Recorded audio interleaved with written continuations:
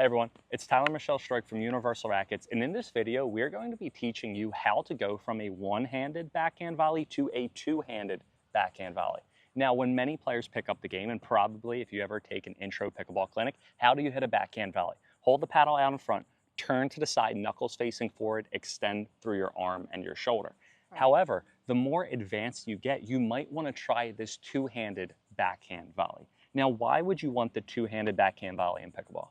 Well, I feel like the two-hand gives me more control because I have two hands on the paddle. I also feel like when I learned initially as a beginner this volley, it's called a block volley, and it just didn't work for me. Like, I would move my wrist. There's too many places for me to mess up this block volley, so it was not a proactive shot for my game. When I learned two hands, it was a great change for me when I have a backhand shot to take it as a two-handed backhand volley. Yeah, and you mentioned like being in control, and I feel like the two-handed backhand block volley has stability. So you get stability and you get power. When I think of a really good two-handed backhand, I think of Paris Todd, how she hits that wonderful two-hander. And I personally like to use this shot when I can load up and I know I'm getting a high ball or a counter, or when I'm doing a reset as well. I feel like when I'm doing a reset, and this goes back to the stability, is when I'm hitting a reset with one hand, my wrist can really move, I don't feel stable, but if I can get down and get into this two-handed backhand, it's much better. Now the reset and the, I would say, counter volley or aggressive volley is very different. The reset I'm just holding here, the counter aggressive, I'm literally loading and going here. Right. With two arms or two hands on the paddle, I'm able to get much more power, but then also I'm able to create topspin. And topspin allows you to be aggressive and make the ball dip in the air. A lot of players, think about it, it's on your non-dominant side, your backhand. So number one, it's going to be more restricted. And number two, you're probably not as coordinated and comfortable on your non-dominant side compared to your dominant side.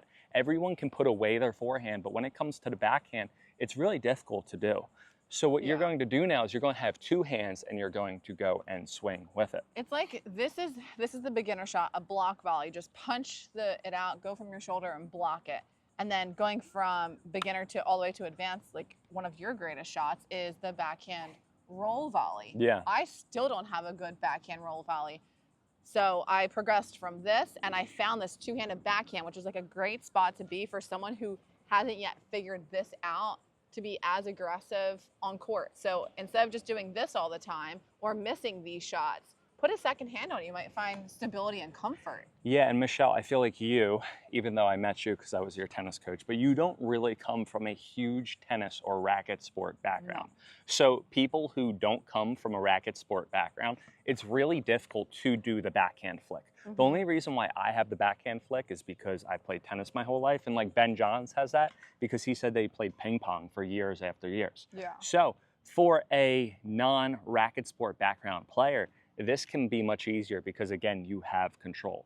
Now, the first thing that we need to tell you is if you want to have this, you need to make sure your dominant hand is on the bottom and your non-dominant hand is on the top. So if you're a right-hand player, you want your right hand on the bottom, left hand on top. If you're a left-hand player, you want your left hand on the bottom and right hand on the top. So again, normal ready position is going to be like this. Now, when you are hitting your two hand, you're going to be here. A big thing, even though this isn't a tennis racket, but you want to make sure your hands are close to each other. You don't want your hands spaced apart. You don't want a gap because then one part of the paddle is not going to be going with the other part. So you want your hands close together. Another thing that I like to note is two hands. People think, oh, the grip's not long enough. Even if you have an extended paddle grip like I do, a paddle handle. However, though, you want a little bit of hang onto the paddle handle. Do you want to just check that it's still recording? So you want to make sure that there is overhang on the paddle handle. That's perfectly fine. What you don't want to do is you don't want to make sure that your arm or your hand is on top of the paddle like this. The reason why is because if I'm loading up, I'll do it left-handed. If I'm loading up like this, I'm not going to have flexibility. So again, I want my hands close together, non-dominant hand on top.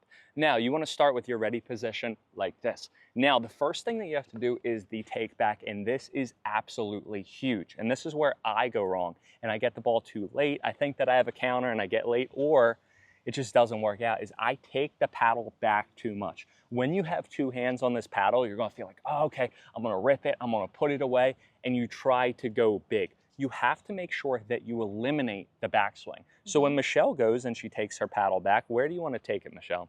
Walk them through it. Like pretend there's a wall coming out of the So side I'm going to of be you. right behind her now. Let's go. Here we are. Look, her wall is here. Where Tyler goes wrong is take the paddle all the way back and hit me. Free shot. Oh, there we are. And then you go. You never want to take the paddle back super far because then you're going to be late. If you're hitting power on this backhand volley, what you're going to do is get into your legs. I want you to think for your forehand roll or even your one-hand backhand volley, anytime that you hit power with your backhand volley, you need to push in the ground and off the ground, in the ground and off the ground when you hit. And forward with the two-handed. And forward, and that's going to be about follow through. But where else do I go wrong, and maybe I feel like you go wrong as well, is not finishing forward, right? Right. So what happens? Kind of like I know that the swing path is from here to here. Sometimes I twist my body like this instead of getting in my legs and coming forward at my target. Yeah, and twisting your body. You need to make sure your body goes forward. You want to make sure you let the paddle work for you and don't work for the paddle.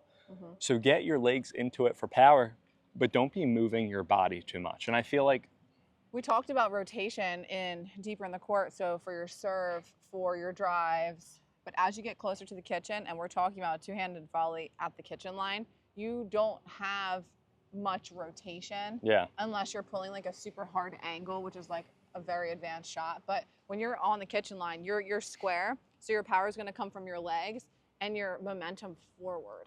Yeah. So even though this is it could be scary because it is a fast shot, it's a counter, you're taking a ball out of the air, or it could have been a speed up at you that you counter back. You have to go all into that ball and move forward through it without moving your body. And look how her body doesn't move. It's not do it again. This. Do it again. It's so this. Great tip that you like to do is you can think water, or because it's Friday, we're going to have our movie happy hour, okay? Stay down real quick. You have a glass of beer on your head, okay? Now do it real quick. You want to keep that glass of beer. If Michelle moves, move your body, the glass of beer is going to fall off, okay? So pretend again that you have a glass on top of your head and you got to keep it.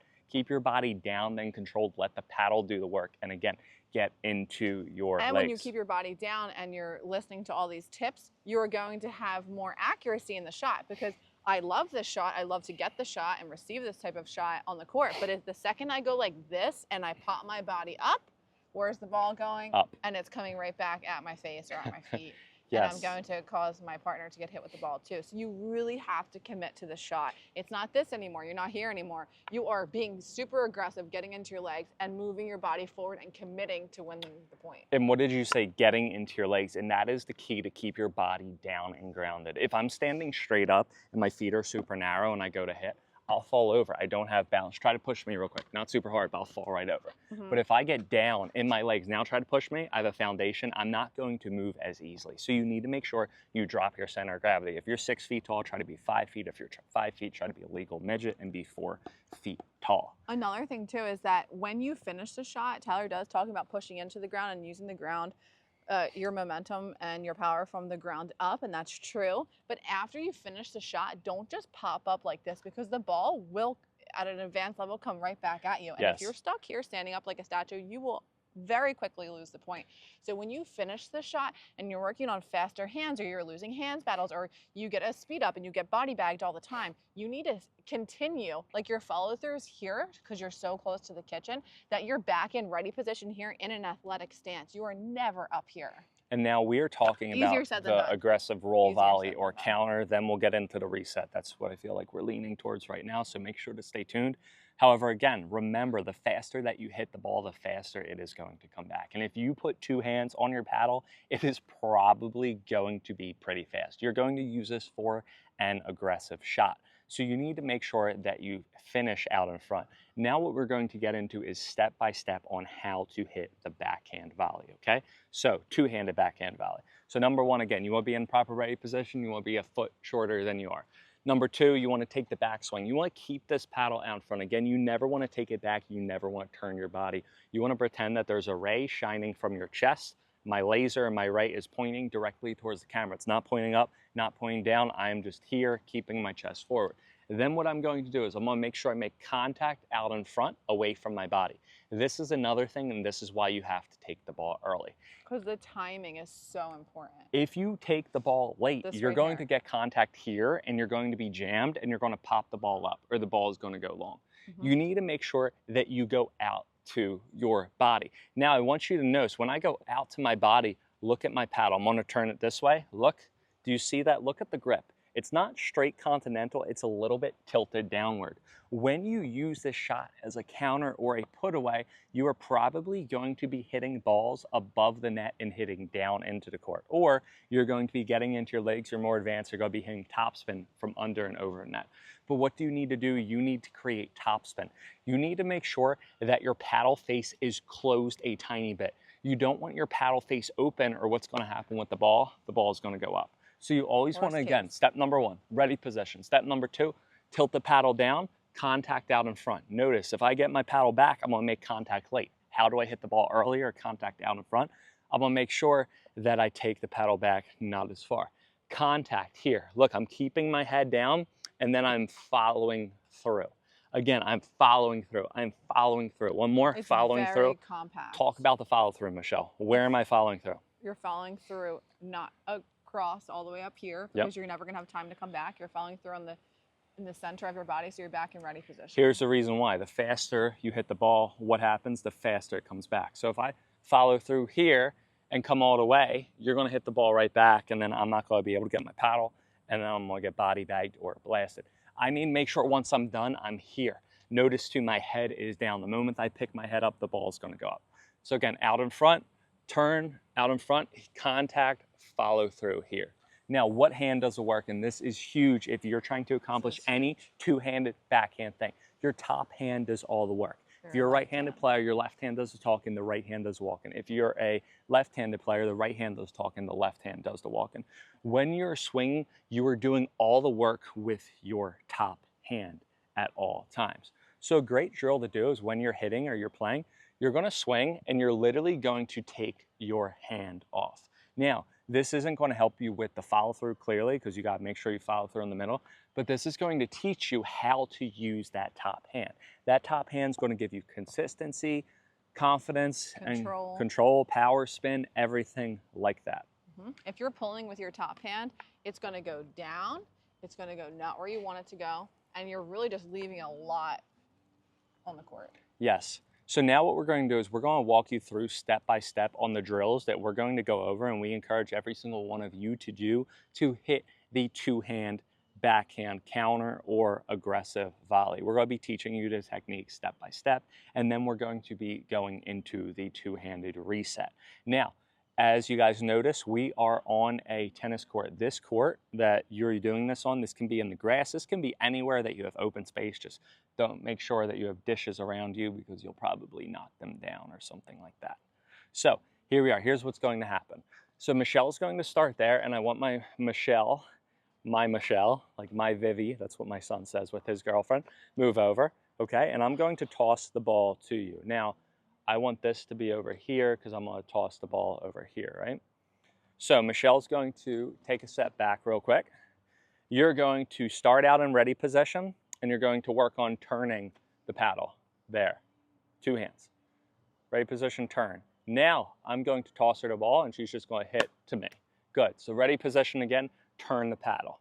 The main thing about this is when you start this out, you want to start with your paddle turned.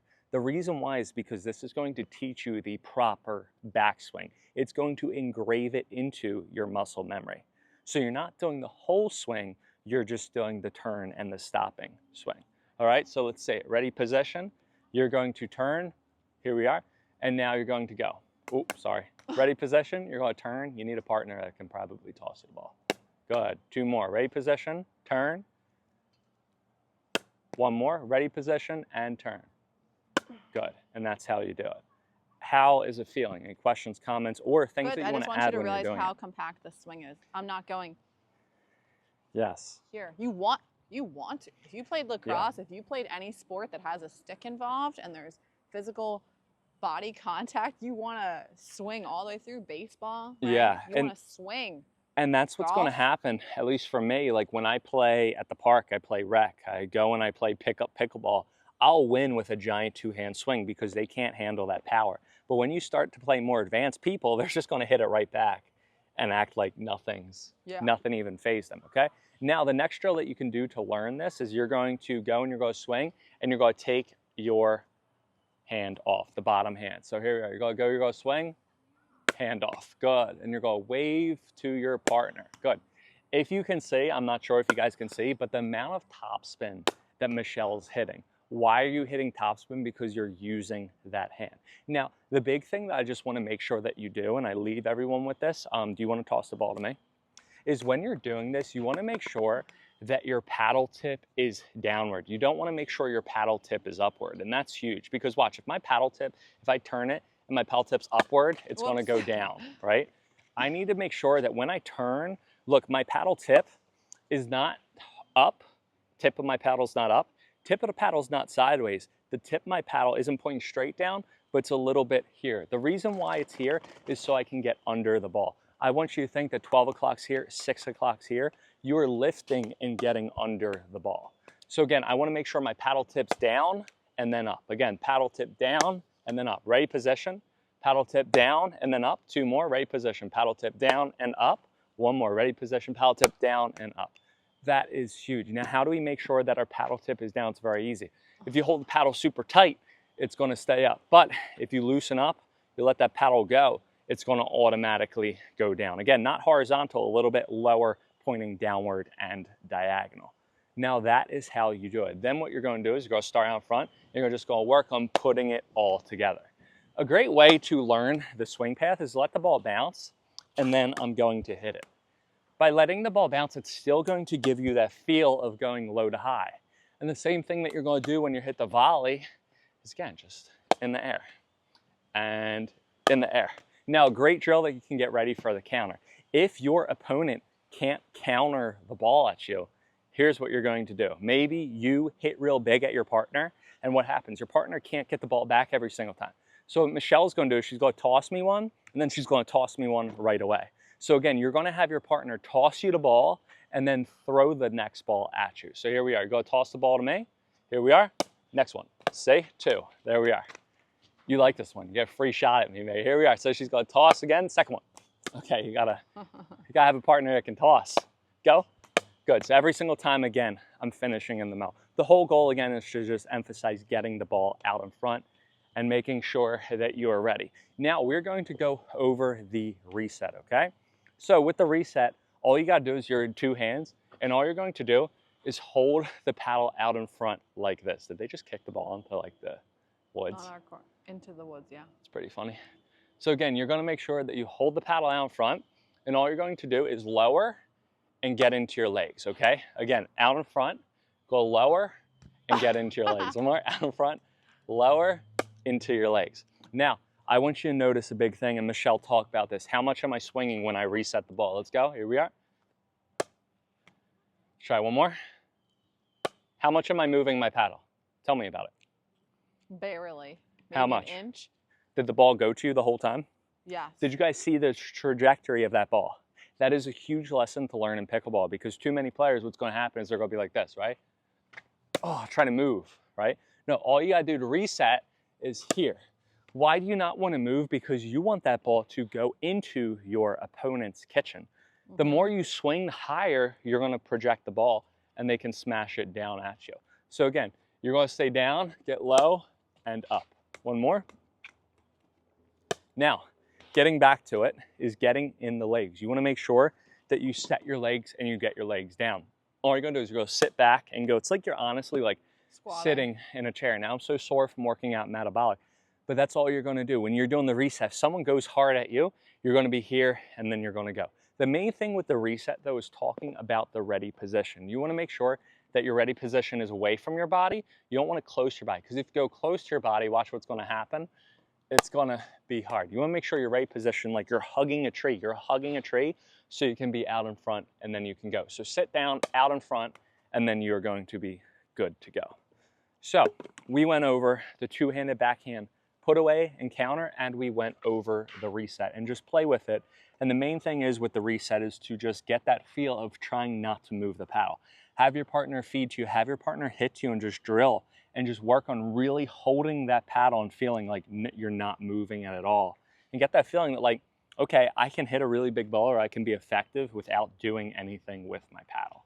Now let's talk about the strategy that goes behind this, because having the shot is one thing and knowing when and how to use it is actually maybe even potentially more important, because you can have not a great two-handed backhand, but if you're using it at the right time, you can still win a ton of points. So I like to use it in 2 different ways. Number one is when Michelle is on the left side and I'm on the right side. She's getting into a cross-court dinking battle. So Michelle, you're going out wide, they're pulling you out wide, you're going out wide.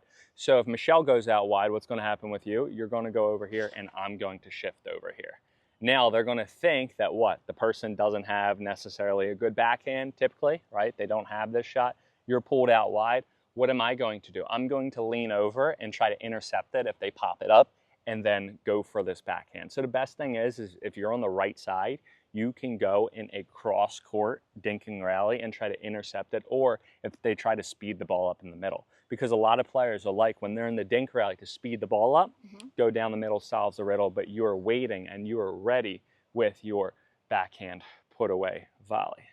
Right. Now, so what's another? You're an aggressive. That's a very aggressive answer. For me, this is my backhand. So if I'm dinking, I have a two-hand backhand dink too most of the time. If I'm dinking and I get a high and my opponent gives me a high ball, I'm attacking this straight ahead with 2 hands. And the reason that you want here, this, let me just get a little bit more into this because I feel like I still work on this every time I play women's. If you take 1 extra second to think about, should I take this out of the air? Should I speed it up? Or should I just dink it back? You're going to miss your time. So if you get a dink and it's a little bit high, you know that if you're not going to speed it up straight ahead, you're going to have to dink it again, which most likely that dink's going to go across court. So if I see the ball and I find it an attackable ball, I'm going to then get low into my legs and attack straight ahead, because straight ahead is the quickest path to a body. You don't want to speed it up cross court because there's just too much time for that other person to come across with their forehand and make you pay for what you just did. Yeah, and that's one of my favorite shots that you hit personally. And why do you do it with the 2 hands and not 1? It's just because I'm already dinking with 2 hands. So this is my ready position. It takes more time for me to go like this. And I told you from the beginning, I don't have a great roll. I don't do this block volley anymore. Like I'm a 2-handed girly at this point. Yeah. If I do need to play defense, I have 2 hands. I just feel more stable. I feel like I have more control. It's a natural tendency for me now. And a lot of people see that higher level women's players, most of us have a 2-handed backhand because it's just an easier, more stable, aggressive shot. And they think that it's so advanced, it's so great to have a 2-handed top spin dink. Well, really, it's just comfort for me. And I feel like, too, the 2-hand, it's so difficult, or the 1-hand, it's so difficult to hit shape on the shots. There's so many places to mess this up. Yeah, if you guys don't have a racket sport background and you're just super comfortable with it, it's so difficult to hit that 1-handed backhand flick or roll or anything like this. This is going to give you more power, and it's going to allow you to hit topspin. It's going to give a player that probably doesn't have an aggressive or even backhand a basis to be aggressive and go for it and hit hard. Also, too, if you think about it, when I think about like our speed ups, and you'll see a couple of reels if you follow me on Instagram of my women's points, most of our counters are 2-handed backhands, because if you think about it, if you're in ready position and you're dinking here and the ball comes fast, you're right here. You don't have time to go like this. Yeah. And a lot of times, too, we're making space to find that backhand, unless I'm on the right side and I can slide for my forehand, but that's a different shot. And another thing, too, is like, think about it this way, too, to be aggressive. If you don't have that backhand flick here, the only thing that you can do with this is block. So, like, if I'm a normal player that doesn't have a high-level tennis or racket sports background, there probably are exceptions, but for the most part, the general population, if I'm hitting a backhand volley, it's going to be easier to learn. It's going to be like that. Now, because I have a 2-hand, now I can really put that shot away and hit a really good shot that's either aggressive or top spin compared to just a block reactive. So now we're being proactive. We're not being reactive. Now, when should you hit this? We're talking about strategy. When should you wait? When should you pull the trigger for the backhand? I also use this too for when I'm at the kitchen playing. If someone gives me a high drop, I hit a two-handed backhand volley deep at their feet too. So I'm always in this. Anytime I get a high ball and I'm on my backhand, Two hands. It's two hands. And I'm thinking when I was playing last night, I was doing the same thing.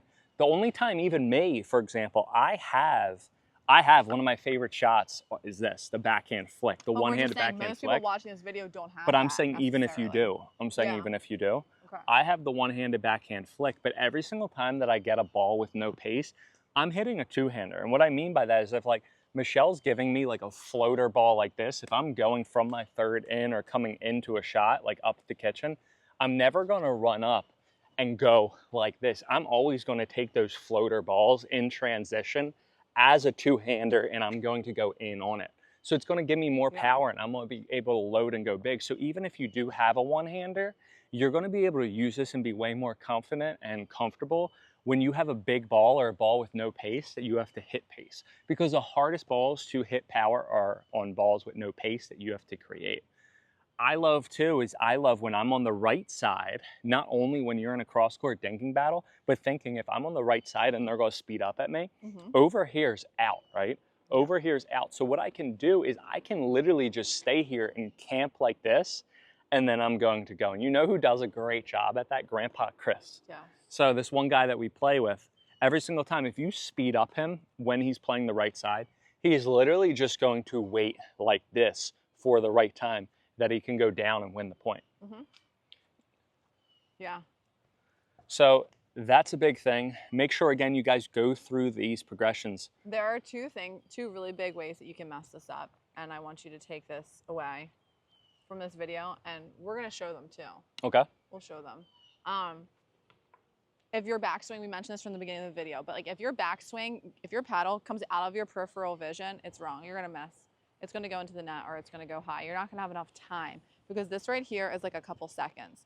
You have to make sure that your backswing is, there is not a backswing. And guys, I have to make sure that it's in front of your body. I have missed this shot so many times because of this one error.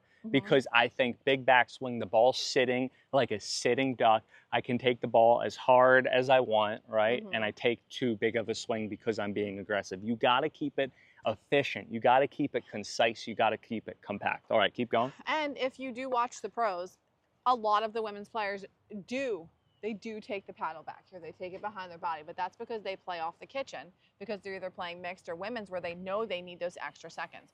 At your level, we do not recommend you take a backswing because it's just not there at the level of play that you're seeing recreationally or in tournaments. And I think that's a great thing. When people listen to these videos, we are giving the general overall approach. It's going to give you a quick fix. Yeah, and you guys can take this video and instantly implement it in your games if you follow the framework that we've went over. However, though, if you're more of an advanced player, you're going to have your own little quirks and nuances. Yeah, and you can play off the kitchen and take a bigger backswing. Quirks of the house. And have a bigger shot, but you're also going to need to swing faster. So literally, as the ball's coming off your opponent's paddle, you have to know it's coming to your backhand and begin swinging because that's how much time it takes to come from here to and here. You know, and going off that is anticipation. And, like Elise Jones, who has a beautiful shout out two-handed to Teresa Sloss, anticipation, right? backhand. Brand But new I'm hit just single. saying, Spotify. those players, they do everything else right. They do it beautifully. They lean into their shots. They never once think about getting scared and popping their body up. Like everything else is flawless on their shots. So they can take a little bit more time. And to go off on that too, is they're not just hitting that shot. Like they're not like, okay, they dink, and they're like, oh my gosh, guess what? A backhand shot. They're dinking, and by the time that they hit their dink, they know that they're getting a backhand shot. They've planned it all They're out. anticipating. They are one shot ahead. So when they hit this amazing shot that you see maybe in a different situation that we're going over, they already knew and they already planned the shot before. Yeah. So that's a big thing as well. Yeah. No, I agree. And the other thing, I said there's two big things that could happen that can make this all wrong for you is that backswing, and the second thing is just your body. It needs to be like you're fighting, like you are having a sword fight. Or you're holding a like shield. You are literally fighting. So the second you retreat, you're out, you're done.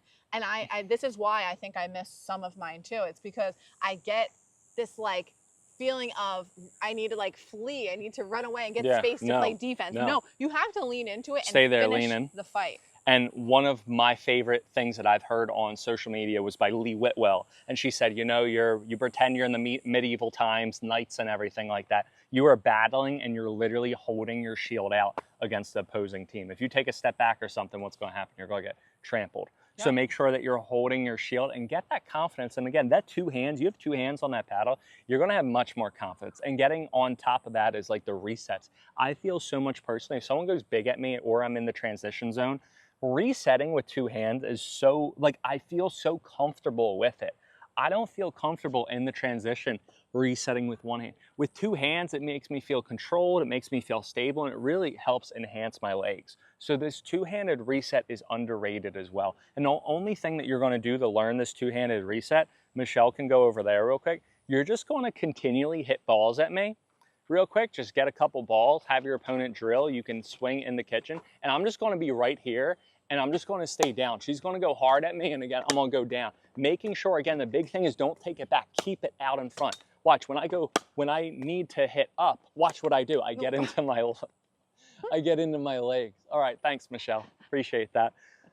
Okay, I'm not going to do any more. I'm just going to walk it. Just kidding, that didn't really hurt. But yeah, so that's it. Now, if you guys can do all this, if you guys can implement this into the game, it's going to be amazing. I want to tell them a drill real quick. Tell them. So you can do this at home on your wall of your house, any wall. It literally can be your garage. You should go out and hit the ball at yourself on the wall, making sure that you're hitting predominantly with your left hand, and you can take the other hand off. You can take a couple steps back if you need more time. The further back you go, the more time you'll have. And then the closer you get, the more aggressive it gets for you. And now if you have a partner that you can drill with, get yourself inside the kitchen where you're not supposed to be volleying. Get yourself in there so that you can get used to hitting fast balls back and forth, back and forth. Is your follow through coming here? Do you even have time to follow through? But make sure you're contacting the ball out in front and that there is no backswing. And as you mentioned, the wall, the best way to get better with reflexes, like on your overall volley, is the wall. Yeah. Because every single ball that you hit back, the wall is coming right back. The wall always wins, the wall doesn't miss. And the harder that you hit at the wall, the faster it comes back, right? That's right. So the wall's a great drill, and just work on, again, keeping that paddle out in front, going against the wall. And that's the best way, in my opinion. You can even hit overheads at yourself on the wall and then reset the overheads. Yeah. Just get some tape on there for the right level of the net. And then another thing, if you want to take this into more of an agility look on court, is that drill that you don't like that I love, is when you're both at the kitchen and you move laterally across the kitchen and you hit volley, volley, volley, all backhand volleys across and back to keep control with your partner and be cooperative. You're not trying to put the ball away because you're trying to work together to get across from one baseline to the other baseline and back. And it's actually really fun, I think. It is really fun, and that's the main thing that I think that players need to understand is when you're drilling on your volleys, like if Michelle and I are doing fast hands, you want to do it real quick? Let's do it. If Michelle and I are doing fast hands right now, watch what's going to happen. Watch the speed at what we're volleying. You can go over there. You don't have to be in the camera, that's okay, but watch. When we're going back and forth with fast hands, we're not doing that, okay? We're hitting straight ahead, and watch. I'm not killing her. We'll try one more time. This is why I use the wall. No, I'm kidding. But here we are. Look at our speed. They're not hard. They're right to each other. It's like 50%. That is how you get better hands. You're not going to get better hands by going bang, bang, bang 100%. What you want to do to develop your hands with your partner is, number one, hit it up high, not at their feet. For sure. And number two is go at 50% instead of 100%. If you go at 100% power, it's just not going to work. You're going to get sloppy. And also what's going to happen is that when you go really hard and you're hitting at 100%, or you're hitting, like, I would say recklessly, right? You're going to start improvising and doing the wrong things because you don't have time. I would rather have you do the right thing slower and go over, okay, I'm turning, I'm keeping it out in front, than just try to just make it work because your opponent is blasting the ball. Some of the guys that we've played with that have like the best defense ever, we're talking about resets now, not backhand attacks. Yeah. Remember Kobe? Yeah, I was just gonna talk about him. We haven't talked about him in a minute, but like he is like, statue. Like you speed up at him, it's like this So in the kitchen. So Kobe has one of the best like backhand resets. It looks so good. And Kobe trains with James Ignowich, I'm pretty sure. And he said he's been drilling, or he might have used to train with him. And he says he literally goes out every day and he's like becoming a pro. He probably is a pro pickleball player.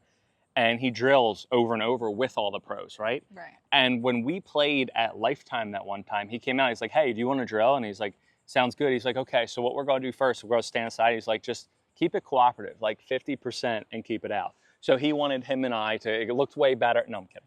I missed every single time, but him and I, we went back and forth and we're just literally 50%. And that's how the pros train. They're not training to kill it. They're training to do it. And then when they go out, they hit even harder. And it gives them the reps. It gives them the feeling, the good feeling of yeah. putting this, we're teaching you physical movements that are part of your physical body, but it needs to be connected to your brain so that it becomes a habit.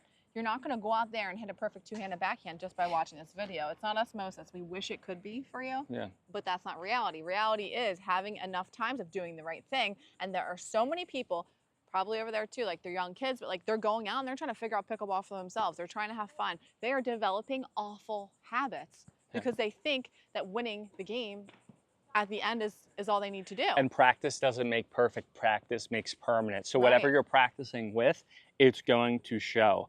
And the thing is I want you to think like gears. If you're on a bike and you start out on gear, I'm not a huge bike guy. I bought a bike during COVID and rode it and then stopped riding after COVID. However, during the bike, if you start on gear 7, like the hardest gear, you can't go. You got to start on gear 1, 2, 3, 4, and work your way up. And then you pick up speed and then you can increase your gears. You don't start out on gear 7 for pickleball. You want to start on gear 1, 2, and then work your way up. And then the thing is, if you train at gear 4 or 5 and there's 7 gears and you feel good, then when you play in a match and you need it, you can go up at gear 7. If this is your highest, your most power, everything, you want to be around here and get that 100%.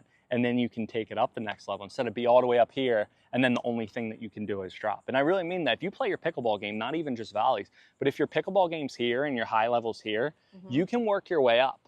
If your pickleball game, if you start out going so hard and it's here, the only way that you can go is down. So make sure you approach it with that. And it's all about the people that you're playing with too. Like if you go, no offense, but we love it here, but like if you go to like a public park, wherever you live, and you're playing with the highest level, there's probably a 4.0, which I know from my Instagram reels that people think that that's a good score to be, or a good rating. 4.0 is not a high level.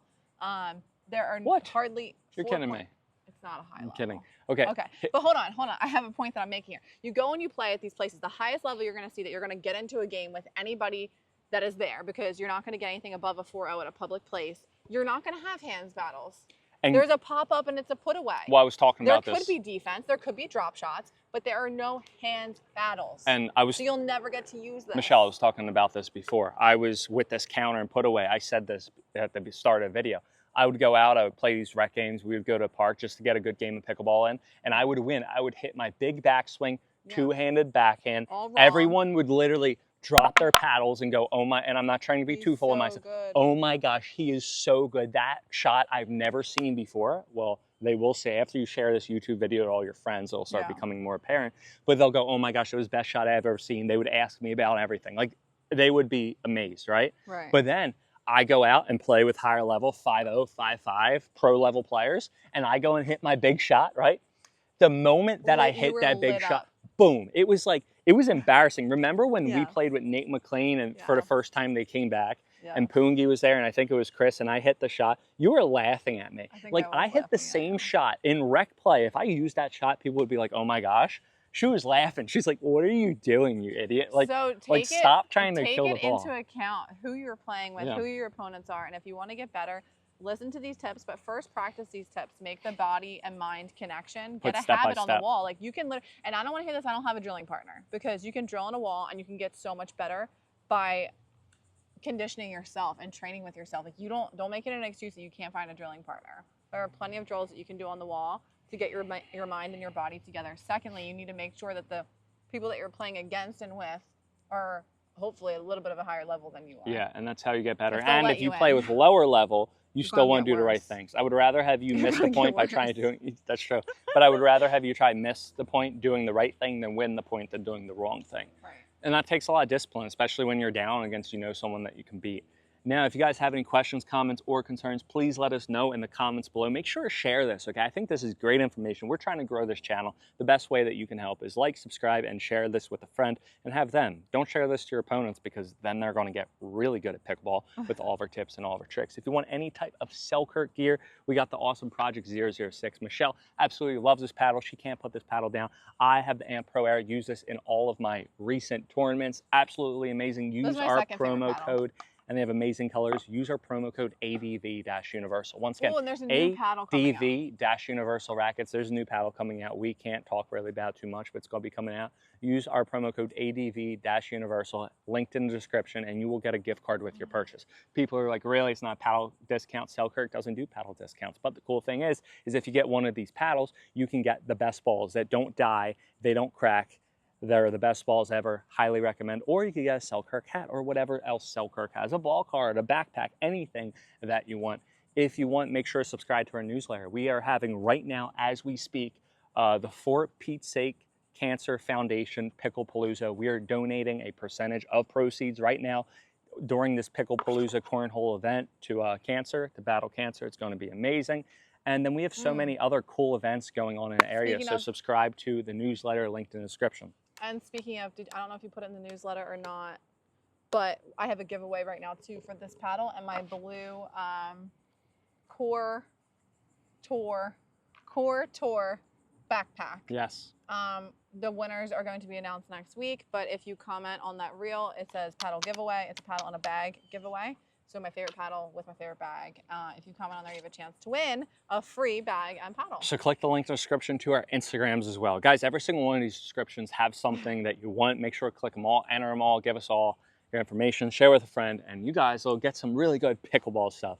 We love presenting these videos. I've been enjoying it. You've been enjoying it as well. And we can't wait to keep on doing it. So make sure to support and get some awesome free value and pickleball content. Now have a good one. Happy hitting. And if you haven't liked or subscribed or comment yet, please do all three right now. All and right, we'll see you guys next time, of course.